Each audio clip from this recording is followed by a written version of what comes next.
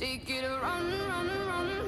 I wanna let you down. You're gonna bleed traffic light for my phone, so I can breathe as you will drown.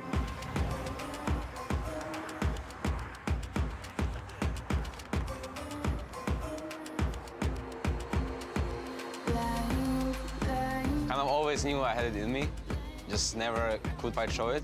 When everything clicks within the team, it makes it easier for me to perform. Here comes the team working on this one, find out! Stop RNG! G2 just dismantled RNG! 世界赛的话，对我来说就是一个证明自己的机会吧，让世界上有更多人知道 FLICKR 还有我这个比较厉害的一面。Jackie's able to find 2 big kills! That is insane! JackeyLove comes up here just when they needed it! 对我们整个队来说，应该就是今年也是最有这辈子吧，最有希望的一年，我们就非常想把握这个机会。 A lot of the coaches, the analysts, the casters predicted that we wouldn't even make it to playoffs, but here we are. He wants to shut down, and he does! I'd say this has probably been the most exhausting run, but if we win the whole thing, then it'll just all be worth it. Many teams this year have just realized that getting your own success is not through copying what someone else did.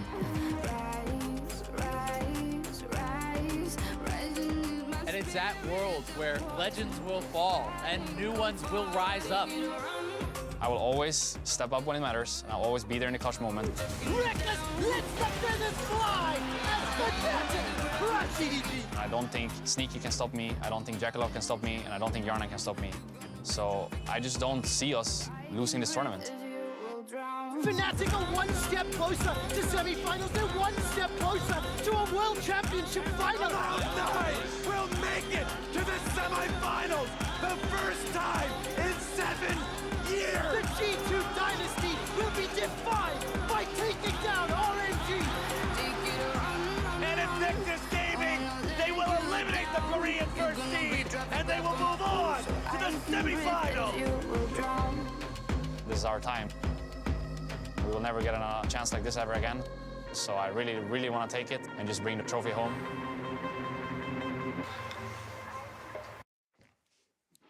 Welcome back to World's Countdown as we narrow in on the first game, just 10 minutes away from the player introductions. Now, looking at pre-tournament expectations, there's no sugarcoating it. G2 had the worst year in the org's history before this historic Worlds run. Yeah, because when 2017 ended, they said goodbye to 4 players on that lineup that won EULCS so many times in a row. Sven Mithi went to North America, Trick Expect went back to Korea. So it was a complete rebuild around just Perkz. And when we saw the new lineup as EU casters, we were like, this is not going to be the same success. These guys are not going to dominate in Europe like the old lineup. We just never expected this to happen, them to actually peak now. Yeah, and even when they had the spring final appearance, you're thinking, wow, that's an overperformance. But they lost in the spring final. They lost in quarterfinals in the summer split. 3-0. But whenever this team needed just one more win, like truly needed it, they got it. Right. All the way from the regional qualifier when they were down 2 losses. And all the way to Fongru Buffalo. Yeah, Fongru Buffalo. They called Mark Ruffalo. They got the help. Oh. They beat the Flash Wolves, and suddenly G2 is still alive.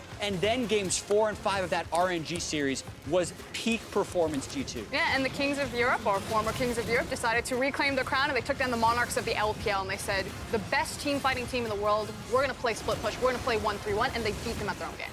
It's very true. It's actually just insanely impressive how whenever we question a player on this team or a pick on this team, they show up in the next game. They can actually change that. They can actually play this champion, or this player can step up and do something for his team. And I think we saw with G2 over the 5 games that they can take a couple of punches in the face and they don't just tilt. They don't just fall apart. They actually adapt for the next one. And they so heavily commit to their play style.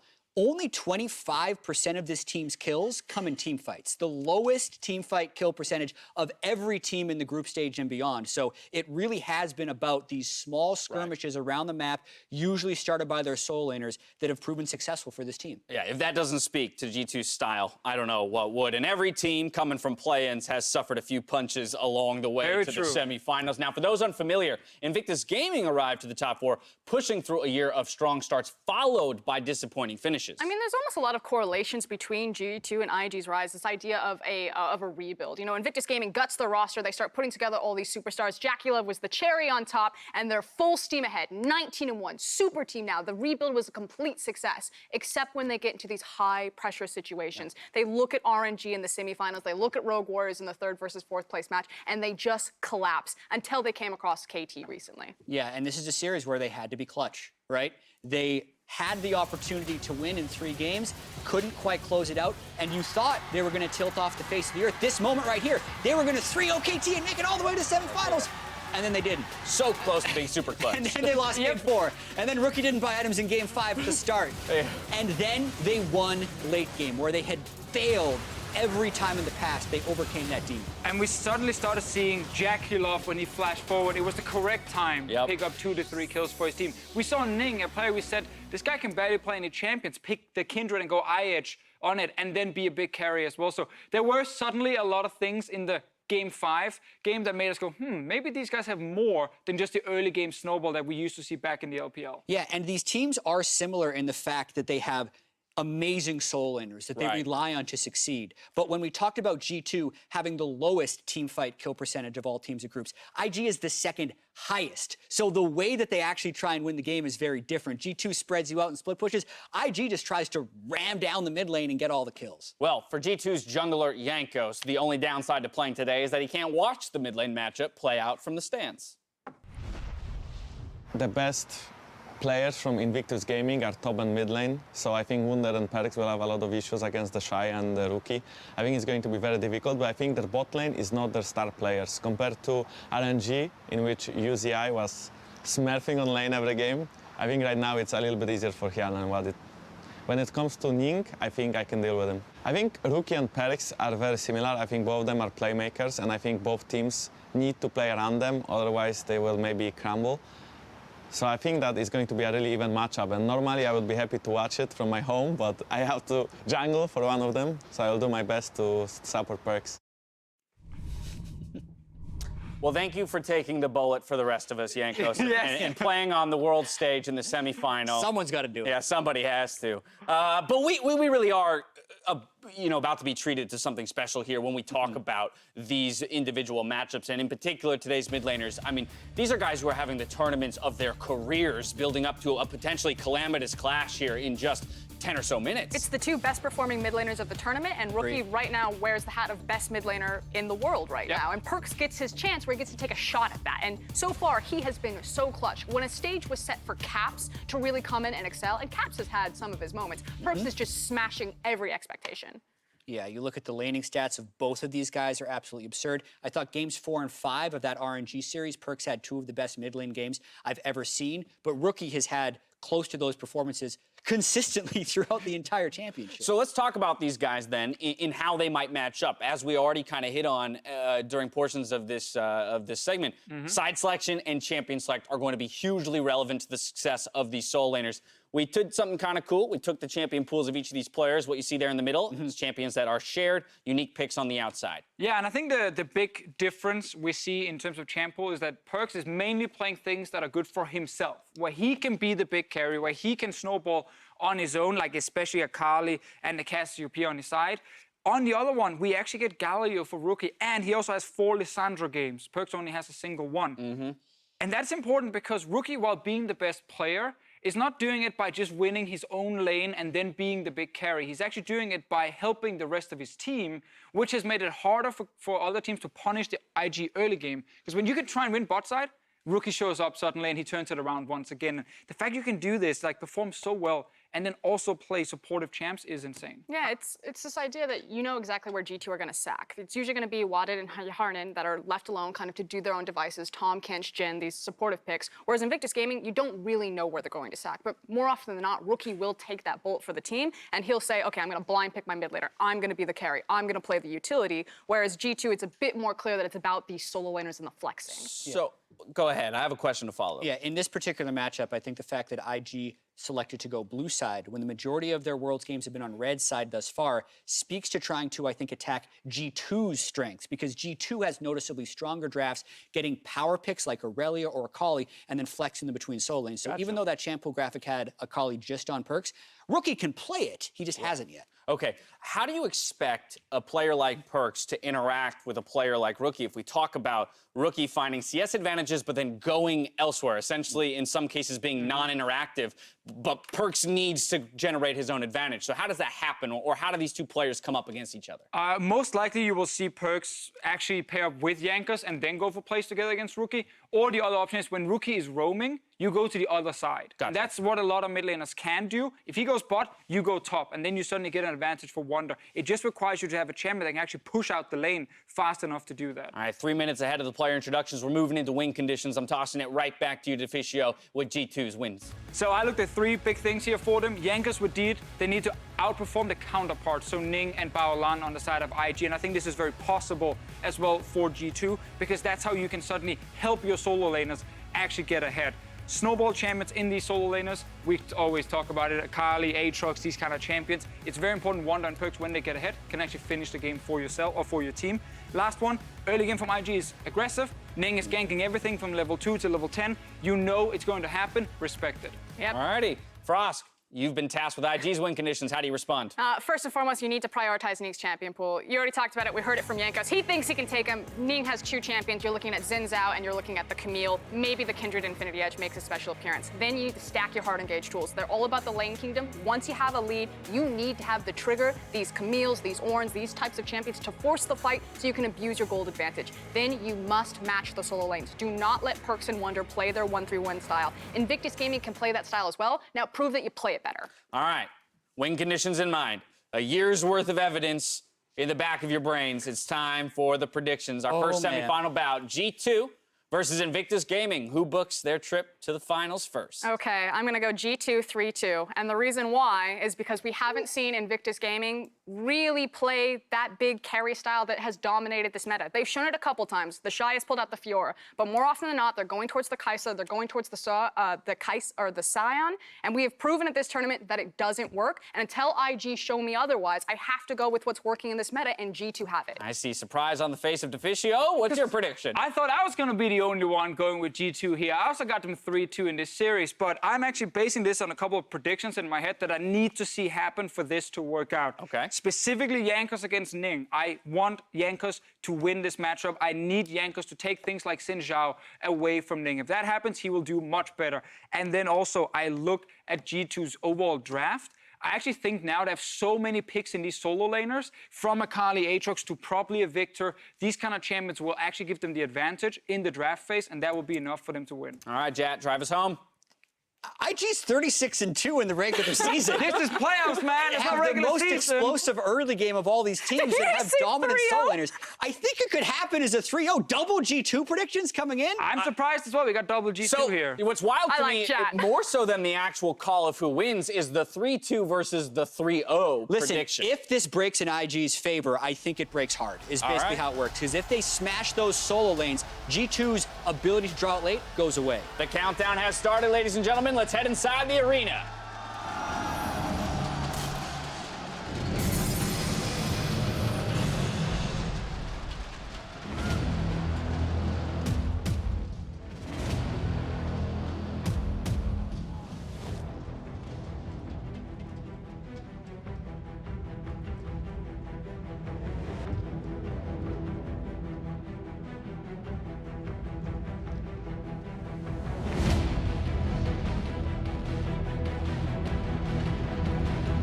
전 세계 리그 오브 레전드 플레이어 여러분 안녕하십니까? 일주일 만에 인사드립니다. 이것은 대한민국 광주입니다.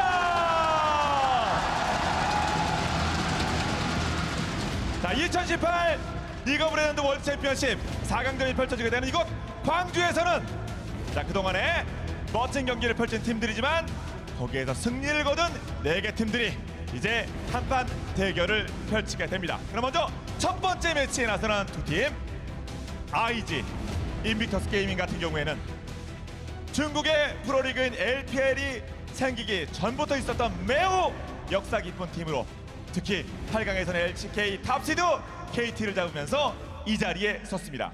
LPL의 최초의 목표 달성, 우승을 향한 질주 전진 도약이 가능할지 기대해 보도록 하겠습니다. 다음은 G2 e스포츠입니다. 언제나 G2 e스포츠는 독보적인 게임 메타로 리그 오브 레전드 게임 메타 그리고 분위기의 새로운 지평을 열어왔습니다. 더욱이 이번 올챔에서 플레이인, 그룹 스테이지, 거기에 쿼터 파이널까지 힘든 역경을 잘 딛고 이 자리 광주에 우뚝 섰습니다. 물론 이 두 팀은 대회 초반부터 기대해보았던 팀은 아닙니다. 하지만 스스로 존재 가치를 인정받으면서 또는 입증하면서 각 지역 EULCS와 LPL의 새로운 역사를 만들어내기 위해 이제 한판 대결을 남겨두고 있습니다. 자, 그러면 경기에 나서는 두 팀 어떤 모습일지 화면을 통해서 먼저 만나보겠습니다. That's the last Nexus turret. That's gonna be it. We have a new king in Europe after all. The charm connects on the Shia. There's no cleanse. Sparrow Rush goes forward. Perkz solo Shia. G2 Esports about to strike back from the fourth death for FLICKR. What a game!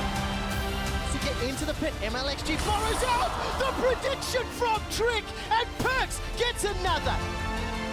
Here comes Perkz. G2 have just dismantled RNG, and they're gonna make their way to the semifinals.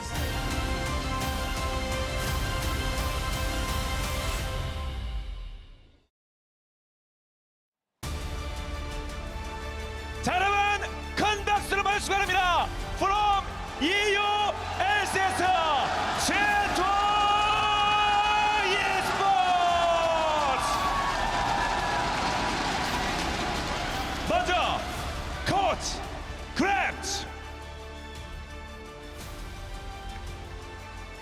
탑 원더,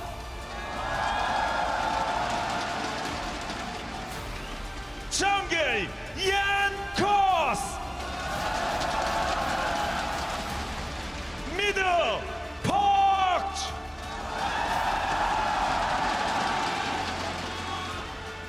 에이드 캐리 야난,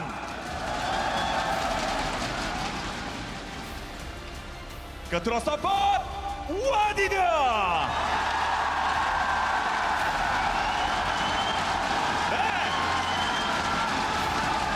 자, 이렇게 G2 e스포츠를 여러분께 소개해드렸고요. 자, 이에 맞선 팀 역시 여러분께 화면을 통해서 소개해드리도록 하겠습니다.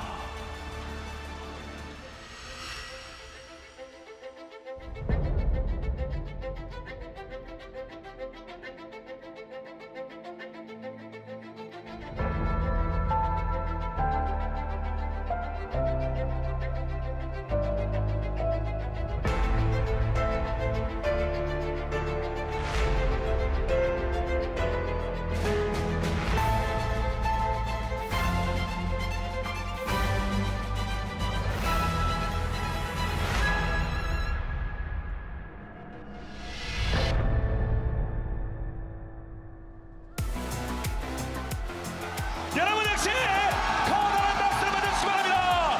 From LPL IG.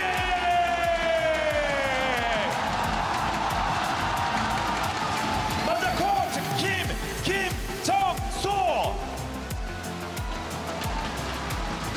탑 TheShy, 탑 듀크,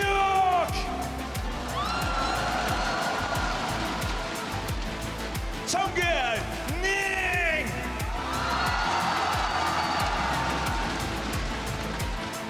미드 루키,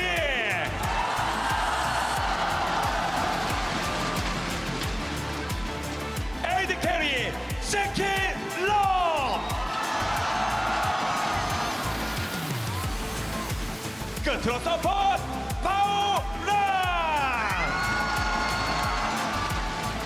자, 이렇게 IG의 선수를 모두 소개해드렸습니다. 자, 이제 곧 4강을 시작하도록 하겠습니다. 여러분, 이 두 팀이 우연한 경기를 할 수 있도록 IG와 G2 IG에게 다시 한번 거대한 응원의 박수를 부탁드립니다.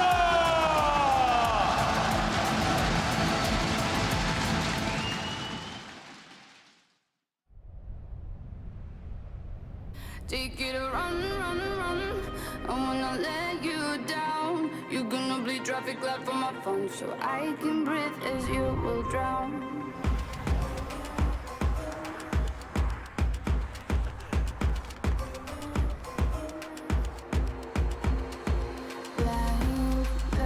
Kind of always knew I had it in me, just never could quite show it. When everything clicks within the team, it makes it easier for me to perform. Here comes Perkz. This will find out. Perkz! Stop RNG! G2 just dismantled RNG! 世界赛的话，对我来说就是一个证明自己的机会吧，让世界上有更多人知道 FLICKR 还有我这个比较厉害的一点。Jackie's able to find 2 big kills. That is insane! JackeyLove comes up here just when they needed it. 对我们整个队来说，应该就是今年也是这辈子吧，最有希望的一年。我们就非常想把握这个机会。A lot of the coaches, the analysts, the casters predicted that we wouldn't even make it to playoffs, but here we are. He wants to shut down, and he does!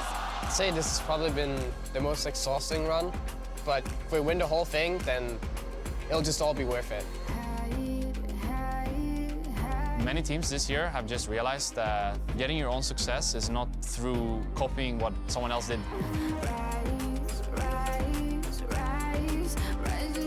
And it's that world where legends will fall and new ones will rise up.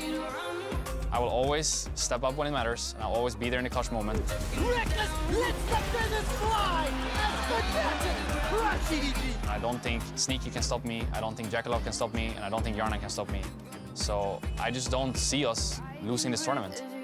Fnatic are one step closer to semifinals. They're one step closer to a world championship final. We'll make it to the semifinals. The first time in 7 years. The G2 dynasty will be defined by taking down RNG. And Invictus Gaming, they will eliminate the Korean first seed, and they will move on to the semifinals. This is our time. We will never get a chance like this ever again. So I really, really want to take it and just bring the trophy home. Ladies and gentlemen, the time is finally upon us. The semifinals of World Championship 2018, and it should be a battle.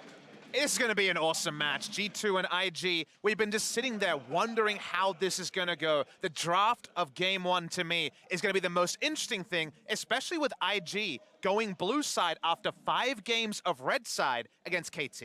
Yeah, I totally agree. I mean, we've seen how much G2 prefers blue side and how that enables them to go for the power picks, to take flex picks, first picking things like Akali, like Aatrox. And, you know, to me, this seems more of IG trying to deny G2 their strategy than playing to what their own preferences have been this year. And that is going to be the most curious thing about, to me, it's the question of, do you play to G2's playstyle and say, we've got TheShy, we've got Rookie, we put trust in our solo laners to do it better, or do you change the battleground and go for a different style? Because we know what G2 wants to do.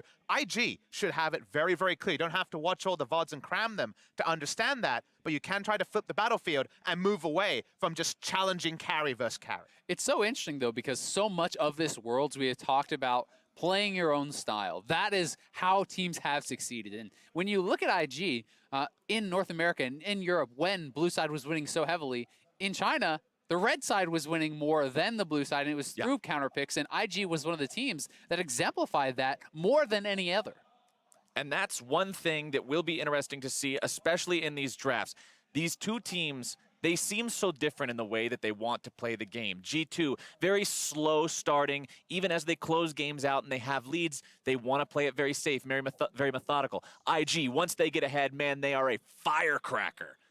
It's going to be fun. And those stats, of course, bore it out. Not many of the kills that G2 pick up are in team fights. Usually need a team fight wipe to end a game, to actually take a pivotal advantage. G2 try to grind it through consistent pressure that opens you up to maybe just losing a game straight up if you make a big mistake. It's been a while since we've seen those critical mistakes. It's not going to be a while, though, to Champion Select. Champion Select for game number 1 will be underway. Let's see how they go about it. And IG, first ban of this series, paying respect where respect is due, banning out the Heimerdinger as G2 will remove Xayah from the pickable champion pool. Important thing to note about JackeyLove, he has played only 2 champions this entire tournament, Kai'Sa and Xayah. And that is very important, but I actually thought it was another lover, specifically the other side of the lovers bot lane and Rakan against Baolan. There will be a big first ban here from the side of G2. So already a bit of a surprise. No surprise on the Heimerdinger ban. We know that's the pocket pick of Hjarnan.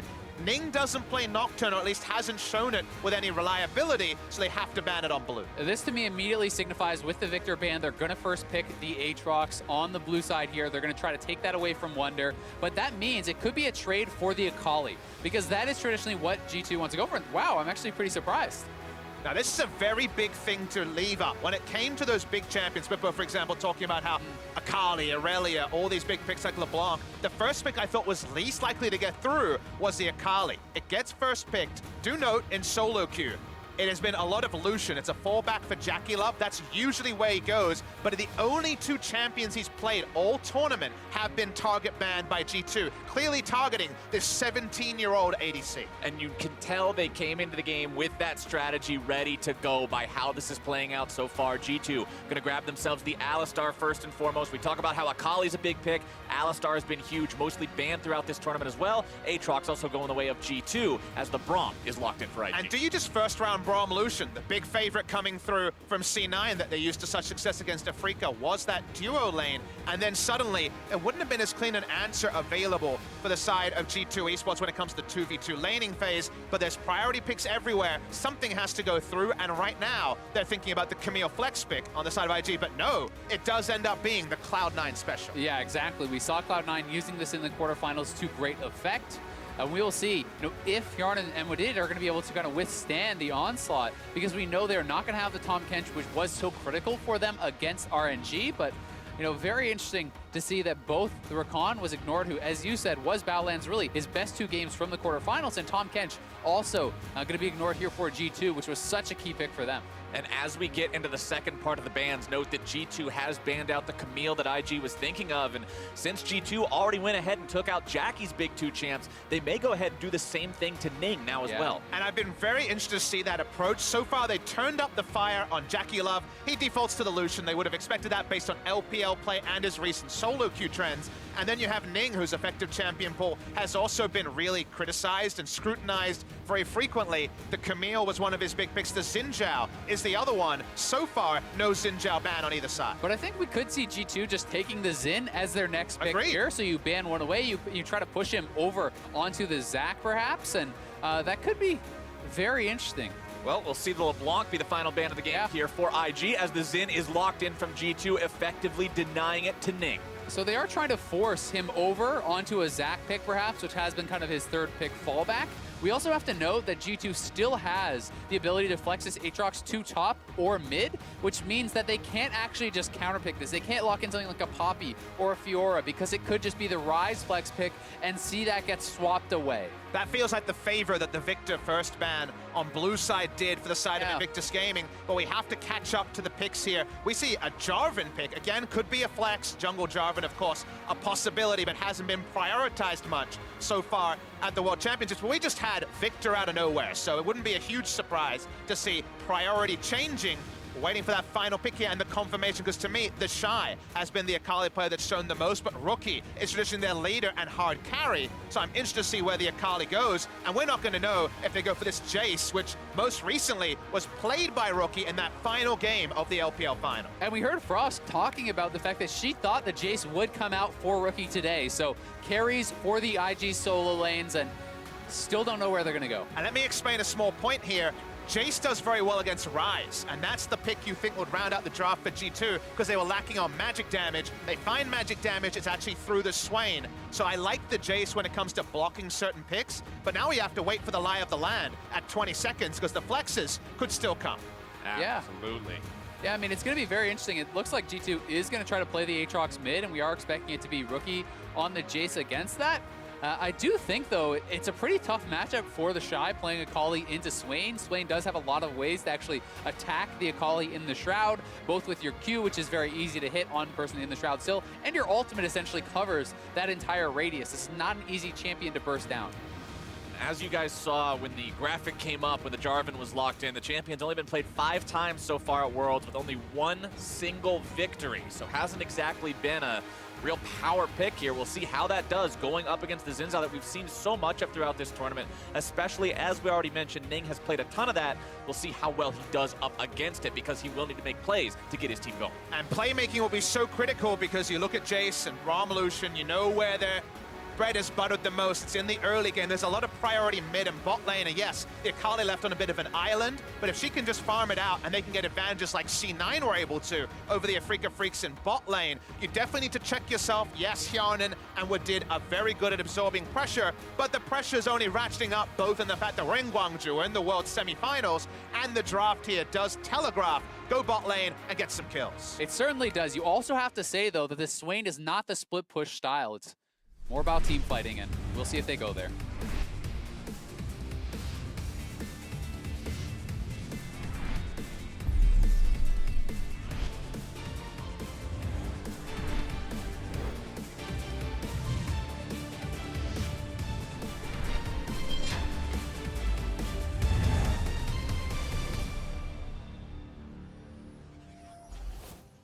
Battle lines are drawn, champions are out onto the Rift, and it's 5 games, or potentially as low as 3 that stand between one of these two teams and a trip to the final match of Worlds 2018.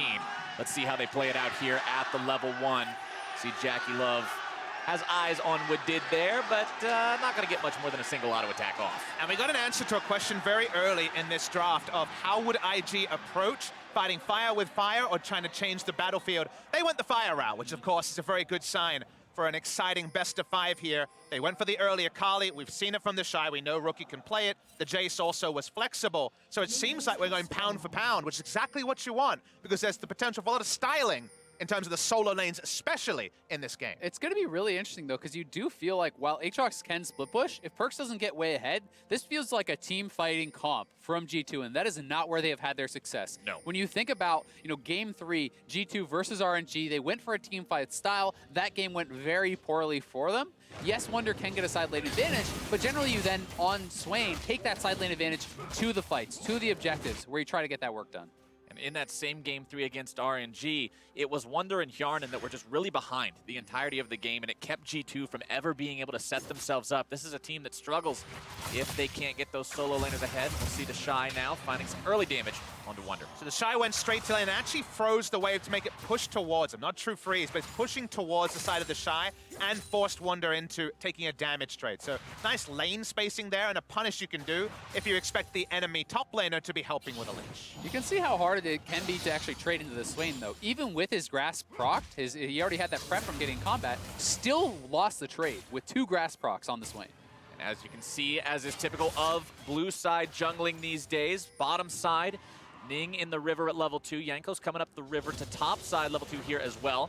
TheShy will manage to find himself that Shroud on the level up, which means he gets away safely as Ning didn't have the opportunity to make anything happen bottom. He'll just grab the Scuttle Crab and move into that enemy jungle.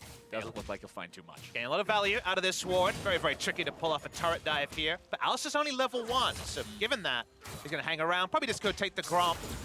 Bit of ships in the night action at level 1 as some aggressive trades already coming out. JackeyLove knows how to go aggressive as mid lane. It's going to be Rookie maybe in some trouble now. Chain's going to find their way down, but Rookie steps out of the way, smacks Perkz back, and walks out. Yeah, very nicely done there by Rookie, just going out the side of the chains. If you run along horizontally with it, you will get pulled back. So, calm under pressure there from Rookie, and certainly not expecting anything else from this guy who has been an absolute monster this tournament. He has done so much work for the side of Invictus Gaming, and honestly, I can't give him praise without also giving Perkz praise because Perkz has done a lot of heavy lifting for his team as well. Remember, it was his LeBlanc performance in the 5th and final game of that quarterfinal that really put them over the edge and made them find that win. And remember game 4, he popped off on the Aatrox mid lane and was, 5,000 gold up in his matchup against Zhao. So when it comes to hard carry, you'd have to say Perkz really put the bootstraps on and hard carried G2 to this semifinal. But the Jayce, which we have already outlined, is a big pick for Rookie. Wasn't able to get that important win in the last game of the final, but it wasn't because of Rookie. He was fantastic, and this is a good matchup for the Jayce. It really is, and that's why so much of the question becomes, can Perkz have that incredible performance once more? Can he repeat that? Because it was a Herculean effort from him. He dominated those last 2 games, but it felt like they needed that to stay in the games, to be able to win those games. And if he can replicate that sort of performance against Rookie, you could see G2 in the finals. But I think there is a tipping point in this matchup, going on to where this game goes, assuming there's not a big snowball early from IG. Sivir wave clear in the mid lane with Alistar roaming around. That's very standard. Aatrox versus Jayce with 2-3 items is heavily Aatrox favored. There's only one disengage from the Jayce with his hammer hit back. And after that, I think Aatrox could roll over. But the laning phase is susceptible. He's down 20 CS early. He has to give up a lot of control. And if IG snowball, and Braum Lucian is a big spoiler for a snowball attempt, this could just be a game that's decided before Aatrox is really online. It certainly can, and when you have a matchup going like this, you have to see G2. Oh, is he going for the solo kill? Perkz going to be taken very low. Rookie here as well, both below 100 HP. God. Ooh, one more tick would have done it to either side, but they'll both go home alive. And that is a big alarm going off. Junglers come to mid lane. Summoners down. They're going to be returning, and we saw Fnatic get Caps back in when he fell way down against Rookie in a similar situation. We have to now see, can G2 find the time while they were being pressured on the bottom side to get Wadid up there, to get Jankos there, to help out Perkz and get him back into the game. And let's consider how the challengers have faced Rookie, the dubbed best mid laner at the tournament, basically consensus by everyone. Most people have just been going into negating matchups. Think of Yukal, who was so good in group stages, and he was jumping on to Urgot mid lane duty, building magic resist as fast as possible to try to negate Rookie's impact. This is a skill matchup that is pretty beneficial to the side of Rookie, and it's pretty one-sided, honestly, in the early game. So this is definitely Perkz taking a risk. Both teams know that. And speaking of both teams knowing, the junglers are hovering on the bot side. Ning going in, looking to find some damage onto Jankos here. Recognizing the fact that he's got the level advantage means the fight's going to go his way. Jankos down to about half HP, but he'll still be able to clear the jungle rather easily. Both junglers heading away from the bottom side now as TheShy looking to find himself the solo kill here in the top lane onto Wunder, who pops the ultimate, heals himself up there a little bit, forcing TheShy back away. Wunder still hanging around on this one. The Demonic Ascension yet to trigger the explosion. TheShy staying well away from that. Still, that's flashes forced from both the solo laners of G2, while both TheShy and Rookie have theirs available. Ning is closing in on 6 on this Jarvan. He still has his flash, and you have to feel like that hard commit is going to be coming, especially when Wunder has no ultimate available. Very vulnerable on the swing. Man, these solo lanes are already hard in your mouth stuff, and we're 6 minutes into the first game of this series. The level 6 ping on a minion there was critical, otherwise Wunder's going to be solo killed. Nobody goes down. As you say, both summoners down. Still definitely some room for Zhao to roam as Perkz gets a nice hello as he comes back to mid lane. Yeah, the accelerated shock blast. Not the most polite greeting these days, but man, IG's solo lane's putting in work here early on, and that was a lot of people's concerns when they looked stylistically at this matchup and how G2 sets up the win condition. 1-3-1 works when your solo lanes are coming out even or ahead from the early game. And if this continues, IG is going to put them in a very tough spot as Ning does have the level 6, the Cataclysm ready to go. If you go after Perkz, you've got to keep World Ender in mind. And he was spotted on that pink ward. He didn't actually check the brush as he walked by, so they think they have full vision of this area. Baolan going to stroll by as well, and G2 can waste some time here. Rookie doing a good job knocking Perkz back. World Ender going to be used, but he'll still get himself away. Anything he can do to keep alive in this mid lane and pick up CS where he can is all you can really ask. That ward is getting so much value from the side of G2 because IG think they have full control. It also allows Jankos to know, I need to be hovering around mid lane to stop this turret going down. Yeah, I mean, Perkz can't even stay on the turret to pick up the experience at this point, though. With Ning there, with Rookie there, no ult on Aatrox, no summoners available. He is losing a lot here. This is kind of what we were expecting from IG in the early game. This is a much more ferocious team as the game starts out. G2 typically content to just play more passive, take very little risks, and just build themselves up to a moderate lead as the mid game comes, but IG's much more bloodthirsty as Ning moves in towards that blue buff. Second round of the buff starting to spawn now, and IG sees that's a chance to fight, as now Jankos could be in some trouble. Good use of the ult there to make sure the accelerated shock blast won't find him, and IG gets out. But these passive plays are the flow-on effect of mid lane basically being vacant in terms of pressure. They don't have the ability to push up unless they see people elsewhere. You're very much susceptible to dying. Speaking of dying. And mid. Oh boy, Perkz does not have his World Ender ready to go anymore. Flash also not going to be available. Ning goes in, drops down the Cataclysm. Perkz going to be stunned up there. The Jayce comes in. Rookie's able to find himself some damage, and first blood goes over to IG. And the floodgates are going to be opening here. TheShy looking to get aggressive top lane too. Not going to find anything else on that one. Ning makes his way up here, and this guy is just pathing back and forth, always looking to get involved in some kind of a scrap. It's so tough for Jankos because the solo laners are both losing. It's allowing Ning to walk around, get in his face nonstop, and now it's not just the 30 CS, which alone is massive at 9 minutes. It's first blood here too on the Jayce, and Rookie may very well have a full Ghost Blade, and he does. That is just such a terrible spot for Perkz to be in. We're going to talk about how the fact that Perkz was under turret almost the entire time. There was double control ward, as we noted. About the entrances there, Perkz wanted one more wave. We've all tried it. We've all died to it. 3 men come in. Perkz goes down. It ends up being a trivial thing that the first blood is recorded, but it's the combination of pressure in the first 10 minutes that allows IG to stick about a 1,500 gold lead. And what's better than first blood? First blood on the best mid laner in the world is what IG is looking at right now with that Ghost Blade ready to go. It means he's only going to be that much more deadly. Perkz on the Aatrox had to go for the Ninja Tabby rush to try to make sure that he takes as little damage as possible from this endless onslaught, but it's only going to get worse now that Rookie has blue. And while it is very concerning what is happening here in mid lane, top lane has stabilized. The ult is back for Wunder. He's not very behind. Bottom lane is within striking distance as well. And G2 should outscale. They should be able to have the advantage going into team fights. So if they can withstand the onslaught and not allow it to get worse than it already is, there is certainly a path to victory still very well available. Light at the end of the tunnel isn't always big, as JackeyLove going to take a bit of free damage here. And not too much. Still going to be a little bit over half as Jankos makes his way down into the bottom lane, seeing if maybe there's a fight to be had. But Ning's also going to be showing up here now, too. Could be a big 3 versus 3. Baolan going in. Ning's able to find the knock-up onto Hjarnan. Might be in some trouble here. Going to be headbutted backwards. Able to find the Cataclysm down to all 3 now as Ning's going to be dropped first. And G2 gets everybody out. It's 1-0. Really big that Jankos able to get into the brush unexplored and thus able to pick up the first kill. It's turned on to Ning instantly. Communication advantage as they knew that they would have the ability to cleanly turn on to 1 while IG went in. Rookie sniffs around but won't find anything.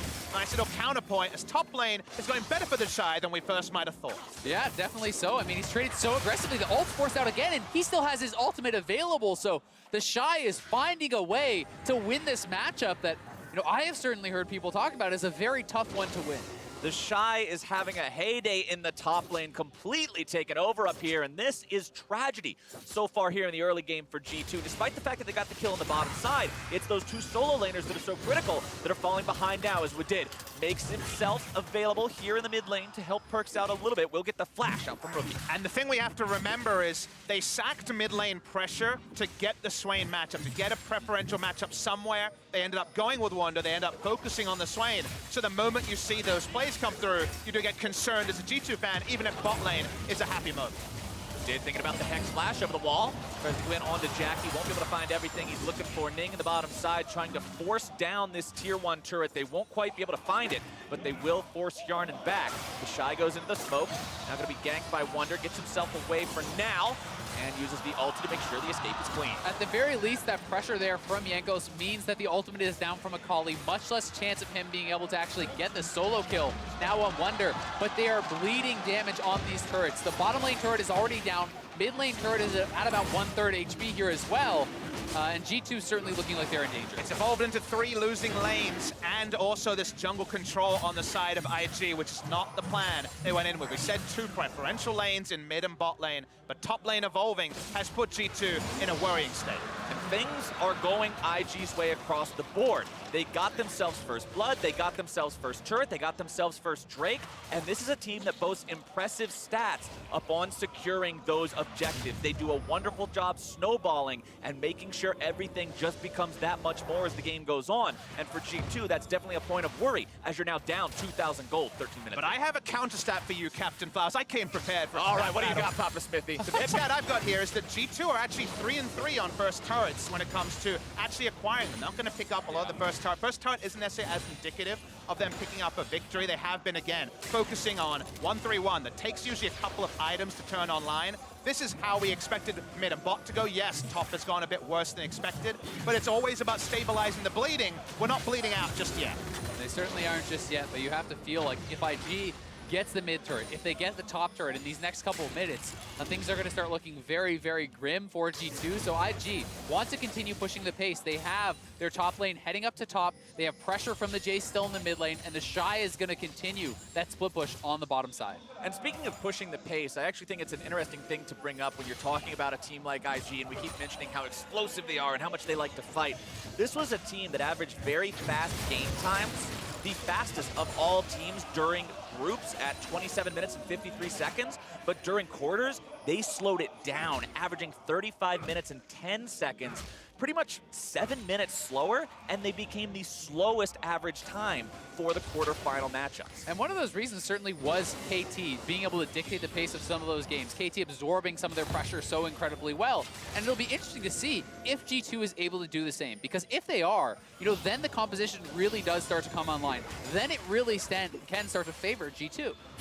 Let's see if IG can find themselves anything here. Hjarnan popping the ulti, making sure they disengage that one as soon as they see IG prowling around, but it seems like IG always has that foot on the accelerator, just tapping it, if nothing else, looking for another play to make. I mean, they just got the big item finishes, Captain Flowers. Hextech Gunblade versus not much on the side of Swain. The Yomas was done earlier. The one item Power Spike 3, the incomplete from G2, or outclassed by what IG is able to get early, which just accentuates the accelerator that IG is able to place, and all G2 can do is scream and go in a different direction until they get that scaling online.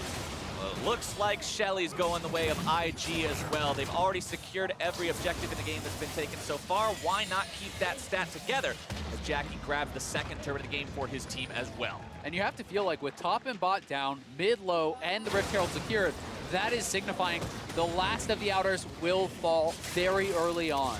And we're at 15 minutes with that is the reality that G2 is facing here. All it's going to take is Ning to walk up and drop that Rift Herald. If G2 is not there and interrupting that or 5-man defending that, the turret is going to be gone. Meanwhile, Jackie keeps farming up in the top side. 25 advantage in terms of his farm over what's been collected by Hjarnan so far. Again, G2 isn't a team that primarily plays around the bottom lane. A lot of times you will expect Hjarnan and Wadid to just take the loss there on the bottom side, be out-farmed. We saw that happen a lot in this series versus RNG, but the troubling issue is it's also happening elsewhere. IG just seems to be winning across the map.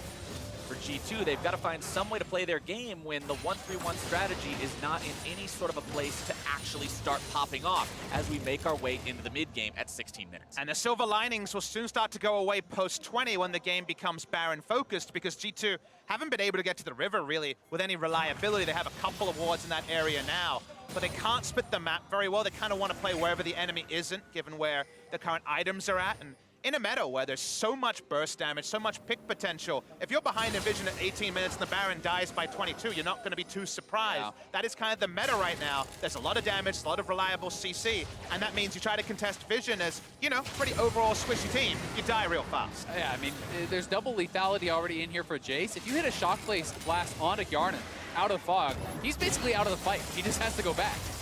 While mid lane is the calling coming out from JackeyLove to make sure Shelly gets off that second charge on the tier 2 turret here. As the Sivir ult gets popped, Wadid going in, able to find the knock-up onto 2, but now going to be disengaged mostly. Baolan having to back up as Jankos looks to go in, find even more damage onto Ning, who gets himself out with a nice EQ combo. Perkz coming around from the side now as well. Jackie popping the blade of the Moon King, keeping himself in a good spot. Perkz going to be slowed, and G2 will not be able to run down Invictus Gaming. And that was a lot of cooldowns used there. They used the Aatrox ultimate as well as both the bottom lane ultimates to try to get this engage. IG will be able to back off. They get the first turret. They almost get the second as well because the Rift Herald was kind of left unchecked as they went for the engage. But if you think about what the primary objective from G2 was, it wasn't to get a pentakill, it wasn't going to happen. No. It was to get them away from the inner turret that looked to be dying to multiple ranged auto attackers, and the attack speed buff the Jarvan is able to pick up. They don't overinvest at the end, only Wadid has to really go super deep, and they do actually get a bit of breathing room, which right now is not usually their decision to make. Breathe while you can, because IG's not going to let you do it much longer. Jankos going to be in some trouble here as Baolan goes forward, looking to find the knockup with the Glacial Fissure. That's going to be kill number one. Perkz going to be in some trouble now, too. Wadid having to get himself away, gets knocked up into that smite, and that is 2 going the way of Invictus Gaming. Jackey looking to make it 3, but Wunder gets himself away, and IG are just coming up time and again. This is just great play here from IG. The immediate punish. They know the ultimates are down on Wadid, on Perkz as well, so they go into the jungle, they force another fight, and now they come to collect the spoils. The tier 2 tower is going to be under fire. 2 kills, and they also interrupt the back from Wunder. He's not going to be able to contest this wave, so in a turret goes down. This is all pre-20 minutes, guys. The Baron still hasn't spawned. JackeyLove's 1-0-0. He's up 20 CS. He's playing a part in all these fights, and he's on a champion he hasn't even played yet at the tournament. Let's take another look at how it happened. We also should consider what happened just previously. They used everything to try to get them away from the inner turret, and then 2 people walk into an unwarded rush to get a red buff. They end up losing their biggest majority shift of the game's tempo to the red buff take, and that seems like too little an objective to give up too much of a cost. Yeah, and IG are taking away so many of these jungle camps now, trying to fight aggressively for them. And that is really helping them to develop this lead. With both the mid lane turrets gone, Baron becomes much more easy for IG to actually set up around, for them to access, and it's harder and harder for G2 to get vision in that area. And we're quickly approaching the spawn of that Baron, where focus will start to be on this side of the map. 5,000 gold deficit shy of 20 minutes is not where G2 Esports wanted to find themselves here in this first game, as Invictus Gaming move into the Drake pit to grab themselves the second Drake of the game. Will be Ocean number 2, so a measurable amount of sustain coming in now for these guys. Even if they take some damage from a skirmish with G2, they'll be able to heal it off. But I want the viewers to look at the items here and think about when they're strongest and when they will become strongest. Because you look at the side of specifically IG, lethality, very much front-ended power. When you have low armor values, you're penetrating through that armor. Black Cleaver and Blade of the Ruin King, a 2-item power spike that doesn't really build up with a 3rd, 4th item. You kind of need to get later into a build. G2 have a no-stack Rod of Age, need 10 minutes for that. Storm Razor that wants to build into a 3-item power spike. They're not able to fight with the same firepower. They're 6,000 gold behind, and IG are at their strongest point, while G2 are close to their weakest. And that's why they're just sacrificing this turret. They're putting Perkz in the top lane. They're saying, all right, let's take a trade, get some gold back here, and try to fight for what we can. And this is what I was talking about with G2 earlier. They are risk averse. They're trying to minimize these losses, not put themselves in a spot where you just gamble it all on one fight that you probably won't win. But that does mean that IG will continue building this lead as they pressure onto the tier 3 mid. I can think of a risk-averse region that's not represented in semifinals, and that's Korea. So risk-averse has been a style that's very difficult to pilot, and with how much of a lead IG already have, you might just be watching on as the Nexus explodes. And they're pushing towards this base with no Baron. This is not a typical play. Usually you see a team want to go for Baron before you go for this. TheShy going to be taking some damage now. Ning on the front line, barely getting himself away. Nice disengage from Baolan as Perkz goes forward. World Ender activated, so he's not really afraid of dying. But that's going to be a big ultimate expended there by G2. IG decide to back themselves away with their jungler low. Yeah, Jankos without his ultimate as well. I mean, IG is just enforcing their will upon G2. They're forcing them to look for that engage. They're saying, well, you're just going to lose the turret. Jayce and JackeyLove, this Lucian, they're sieging so aggressively because they have the power, because they're grouped up at the proper time. And that's about the timing there, Azael, is that because it's early, the Jayce is an oppressive siege machine that can walk up, and we're not talking about 1-3-1s at all from the side of IG. It's just pure siege, something that we've seen sparingly in the World Championship. Much more 1-3-1 and team fight. IG, they fall back, they control the map, and the items only get sweeter for Rookie. It's Duskblade for Rookie, and it's Oblivion Orb plus Sorcerer's Shoe for TheShy. This is so much flat penetration on these high damage carries against a team that, as you guys mentioned, you got a 2-stack Rod of Ages. You got half of Asterix Gauge. You've got no defense whatsoever on the bottom laners, and G2 will melt to this damage. You've got control wards in a dream about contesting the Baron. Captain Flowers, that's control honestly... wards in a dream and a mana crystal. It doesn't help you get more damage, but they certainly need to keep this Baron alive. If it goes down, you can just see the Nexus going down very, very promptly. Afterwards, looking at the total damage dealt, seems like Rookie in this Aatrox matchup. Again, it's a skill matchup later. Early game is just a ranged champion wailing away on a melee champion, and to the tune of 5 times the damage dealt. Let's see if this fight actually turns into a whole lot here in the G2 jungle. Hjarnan and Jankos both took the brunt of that accelerated shock blast from Rookie, who is not afraid of anything right now. He says, Perkz, you can jump forward. Let me show you how to jump. And now what we're seeing is IG invading the jungle, getting full vision control. They're going to bounce between top and mid lane and just make it so G2 has no access to even get that vision over by the Baron. And this gets so difficult now for G2 to check into this area, knowing that the assassins could be waiting there. And look at that Shock Blast. That's one Shock Blast, and Hjarnan basically has to go back to base. The pressing problem also is they don't even get the mid lane minion wave. They can't get to Raptors. Their income is whatever IG damn please them to pass over. And you get suffocating moments like this where even between inner and inhibitor turrets, IG do roam. Ning doing a good job stepping out of the way of those chains, prioritizing, walking to the side, and he's so tanky on the Jarvan, he doesn't really care. He knows that there's enough damage already on his team. He's gone for the full tank build with the Knight's Vow into the Cinder Hulk. Also has a stopwatch in case he gets the one who jumped on, as now Hjarnan is going to be in some trouble, gets himself dunked into the back line, goes Ning, goes into the stasis right now. JackeyLove grabbed the first kill, as IG will push even further in. They do lose Ning, but they're still continuing to look to make those plays. Perkz is in World Ender, going to go into Resurrection. Wunder trying to find the damage on the Demonic Ascension, but he won't be able to get really anyone. Baolan over the wall could be in some trouble. Instead, it's going to be a killing spree for JackeyLove. And IG win yet another fight. They're diving the inhibitor turrets at 24 minutes here. The minion wave already set up. It's another turret going the way of IG. All 6 have now been cracked. Regular season IG meets World Semifinals, and World Semifinals are found wanting. They continue to dive. They continue to ramp up the game. G2, they just need time, but that time is not going to be allowed by IG.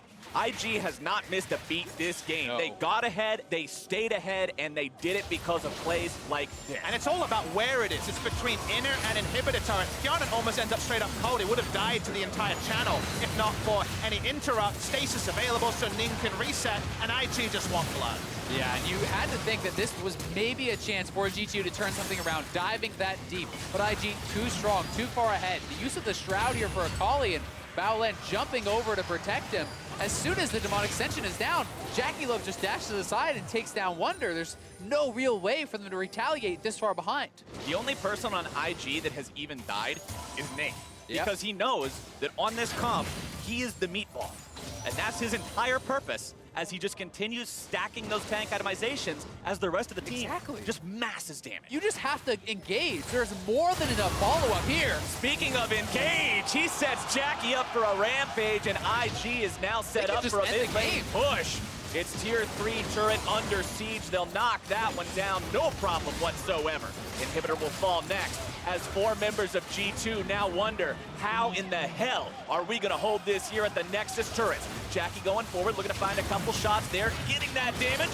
Shy's on the front line. It's going to be damage given down on the Perkz down here as well. Baolan throws up the shield. Shy looking to find damage on the back line too. Perkz in the front line won't be able to do much of anything. Goes into Resurrection immediately. Turret falls, 1 left standing, as now Wunder's going to be the target. Goes into stasis to buy a couple of extra seconds. Has to get himself away. Shy still looking to make something happen. It's 2 seconds of burn and respawn, but G2's already losing everyone else. Wadid's going to be brought very low. They try to go back in and find the counterattack, but Jankos can't quite do it. It's a double kill over to Rookie, but Wunder gets the shutdown onto him. Ning, Baolan, Jackie, they're all on the Nexus turret while Shy just dashes around and kites everyone else through the smoke. IG has managed to find themselves most of the fight, but they won't be able to grab the Nexus just yet. They retreat away for now. G2 holds just barely there, as IG do get both the Nexus turrets, but the respawn of Hjarnan and using that well to heal back up time and time again, just barely by the skin of their teeth, keep them alive. But IG is styling guys. They're getting kills. Rookie's going for extra gold. They know this game will inevitably end. They can't find the end right now, but what about now? Oh, Ning doesn't need the end when he can find Wunder like that, and that's going to be Jackie set up to find himself a double kill over to IG's AD carry. 6, 0, and 3 on this Lucian. Ban my Xayah, ban my Kai'Sa, I don't care. Taking it straight to him. They're just trying to destroy the morale, destroy the mental of G2 with this ending here by staying for so long. Most teams in the world reset. China and specifically Invictus Gaming keep hitting you as hard as possible. While this game will extend in terms of game timer, the gold lead is already 12,000. Yeah, and you have to think that the Baron is all but guaranteed here for IG. Is one more time onto Hjarnan. Flash was down from the top lane dive, and there was just no way out. This was a long time ago also, this replay. We had to cut towards the end of it. This is where resetting is probably smart. We're low levels and not as many items on many. But JackeyLove is the MVP. He's the El Presidente here. He's got so many buffs with the Zeke's convergence. Also, the Night Spell. How about a Baron buff to join it? No reason not to, right? It's on the map, it's alive, you want it to be dead, and off the map, might as well accomplish both of those things here. And now, as IG is currently sitting at a 12,000 gold lead, 2 Drakes up. They've got all the turrets they could possibly dream of, and look at the items. It's Guardian Angel on Rookie, ready to go. This is a nightmare for G2. I mean, Jackie just bought a full IE. He just bought a full IE after that last fight, after the Baron, after all the extra gold that he had picked up. I mean, this is 4 full items for JackeyLove, 2 in pieces for Hjarnan, and this just seems like it is all done but the crying. And this is the Prodigy AD carry who's still 17 years of age. If they make the final, will still be 17 years of age. Coming to age on this big pressure match. They're able to roll through. Wadid's looking for a flank. Wadid trying to make some sort of a final stand here as G2 have to find their fight. Perkz going to be taken very low. Ning already grabbing the kill down onto Hjarnan in the back line. Baolan grabs the kill onto Wadid here too. Wunder trying to stand and make some sort of a defense, but everyone else has already gone. A double kill over to Ning. And IG get the clean ace, and they'll take the whole base. Game 1 goes to Invictus Gaming. And what an incredible performance from this LPL team, really showcasing their solo lane dominance. This is the way that a lot of people thought they could play, and they didn't show it for most of Worlds, but now you see TheShy. He is counterpicked. He is the one that has to go into this 5th pick Swain, and he is the one dictating the pace of the game. He is dominating that and turning it into this pressure point for his team and making it 3 losing lanes for G2. And I think that last point is the most important thing. Definitely a statement game for IG, but the part where if you're the coaching staff of G2, you go back to the draft and say, we left the Aatrox as a flex, let's get a big lead somewhere else and kind of sack Aatrox in a bad matchup against the Jayce early. The payoff of the Swain was not the right payoff, so maybe this is the sort of thing where you just leave it in one side and say, let's fix the draft, and maybe it'll be more competitive in game number 2. Well, IG are off to just about the best start they could hope for here in this semifinal, but to hear more about how they did it in game 1, let's send it over to the State Farm Analyst Desk. Exactly that, Captain Flowers. Game 1 goes the way of IG, and in dominant fashion. We had some questions around champion select, side selection, how that would play into this series, and no doubt it played a big role in this first game. IG electing to go to blue side, and we kind of talked about they must clearly have a plan. Jat, what do they do? They were really bold, actually, and the fact that they banned away the Victor Aatrox counterpick to almost, like, dare the Aatrox pick, and they didn't even take it, right? They first pick Akali instead, which had been the flex pick that G2, I think, had most utilized throughout most of this tournament. So they got that, and then they still had that Jayce, which we talked about in the pre-show. When would it come out for Rookie? And this was a perfect time. Yeah, I think that's the awesome thing when you've had a couple of days to prepare this draft here, and you know there are pocket picks like Jayce, even though you haven't need to show it so far. The fact you can then for a semifinal save it until this very point into an Aatrox, because basically what they did, as Jad said, with the Victor ban, they said you now should ban Aatrox. But if you ban Aatrox, we first pick Akali, and you don't get anything. G2 ended up just saying we ban Kai'Sa, a little bit of a waste ban in a sense. Trade. And then you get the Aatrox for Akali trade, which normally would be pretty okay for most teams, but with the Jayce, obviously, it ends up going heavily IG favor, and I think that was really cool. Also, I want to look at the bot lane real quick. That Lucian Braum, Lucian, JackeyLove and solo queue. We looked at this. Lucian all the way down. I think when he saw this with 280 carries banned, he was like, awesome. I want to play Lucian. Didn't want to play them anyway. And he gets it. He was insane. Yeah, it's let me help out with the scouting report for G2 there. Rookie plays Jayce, as does TheShy. They're really good at it, and JackeyLove is a Lucian Draven one trick. That has always been his thing. So I understand if you look at one trick's 2 champions. One trick's 2 champions. Want everyone to be aware of that. No, it's about him. Never been done before. It's about him being a lane phase ADC. He's the dude who goes and he flashes forward. Of course he's going to play aggressive. And you know, when I predicted G2, I was like, you know, I'm so tired of the Kai'Sa. I'm so tired of the Sion. This is the Invictus gaming that I wanted to see. I wanted to see them play early. They've decided to throw down the gauntlet, and now all bets are off. Everything is out the window. It's about time the dude who's flashing forward in team fights picks a champion like Lucian so he can just do the same thing in the lane phase. And this draft put together by Invictus Gaming benefited them extraordinarily in the early game. Yeah, and it plays off the strengths of the players. Rookie has had the most dominant lane phase of any player at the World Championship. It again happens this game, but the rest of the map had it too. Bot lane was up CS, top lane was up CS. Jarvan had more CS than Zhao. Like, they were crushing this early game. And what's so important about the Jarvan is we had questions about what was going to be the priority pick on blue side for Invictus Gaming. Was it going to be one of the solo laners, or would it be the Xin Zhao? And I was really shocked when they didn't grab the Xin Zhao, because I felt Ning's champion pool would be continued to be punished. But the fact that he grabs the Jarvan as a great response to Sivir. Jarvan is so good against Sivir because he can just lock her down in the Thunderdome. Right. And she's unable to get all the bounces that she really needs, and it slows down the utility of her ultimate. So I think it was a really good answer and showed that Ning still has some trump cards left. Yeah, so not only did you get probably the best possible setup for IG, you also managed to then get the other team, who normally wants to play a lot for a strong early game as well, to actually have a very weak early game. So you stylistically shut down what G2 normally wants to do, while also getting your favorite composition on the other side. Like, that is a brilliant pick and ban phase if you're IG. But your players have to have these pocket picks. They have to have the ability to perform on these champions, which is part of why MasterCard Player of the Game is going to Rookie this time around in the mid lane. Guy has been a top performer for this team all tournament long. And again, the Jayce is so important because it can be flexed between both of them. As this series goes on, if G2 do not pay attention to it, TheShy can also pick up that Jayce and has played it in the LTL. Normally, when you see the Jarvan, it means the Galio is going to come across. But with Rookie grabbing his signature Jayce, it means that they can flex around G2, and they force G2 to reveal their hand before IG does. So they got counter pick on blue side. So what's next for G2? How do they fix this? I want to pull up the same draft again from this game and first identify within this draft maybe what they could have done differently, and then we can talk about game 2. So I think going into it, they had the completely wrong plan in the ban phase when they said, we will try and target JackeyLove and his 280 carries. The only two he's played so far in the tournament, because the bot lane is not the one you should be afraid of. I think giving away first pick Akali is a giant risk already and forces you to kind of draft around it the entire time.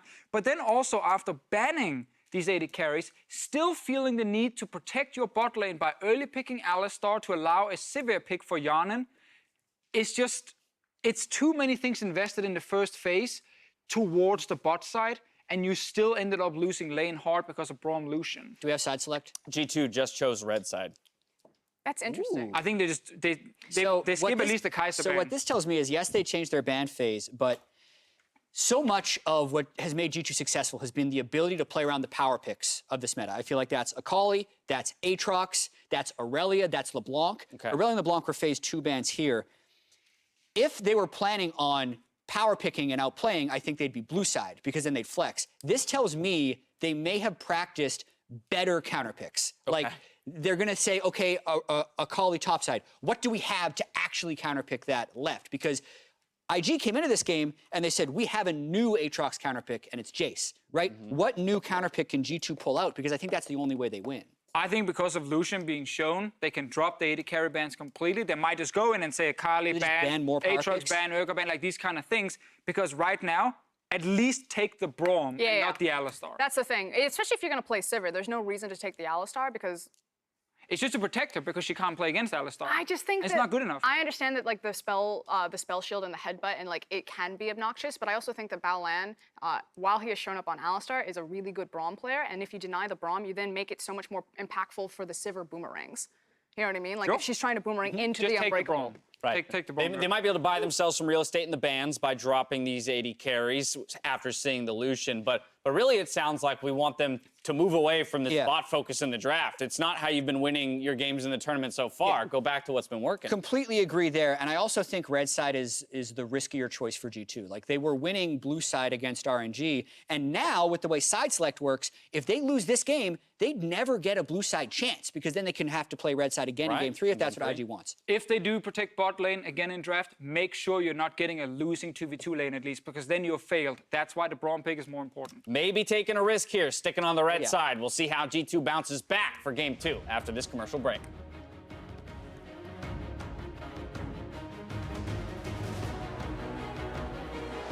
The time is finally upon us, the semifinals of World Championship 2018. It's going to be an awesome match. G2 and IG. Flash also not going to be available. Ning goes in, drops down the Cataclysm. Perkz going to be stunned up there. The Jayce comes in. Rookie's able to find himself some damage and first blood. Well, breathe while you can, because IG's not going to let you do it much longer. Jankos going to be in some trouble here as Baolan goes forward, looking to find the knockup with the Glacial Fissure. That's going to be killed. Number 1. Perkz going to be in some trouble now, 2. Wadid having to get himself away. Gets knocked up into that smite, and that is 2. And now Hjarnan's going to be in some trouble, gets himself dunked in the back line, goes Ning, goes into the stasis right now. JackeyLove grabs the first kill as IG will push even further in. Did's gonna be brought very low. They try to go back in and find the counterattack, but Jankos can't quite do it.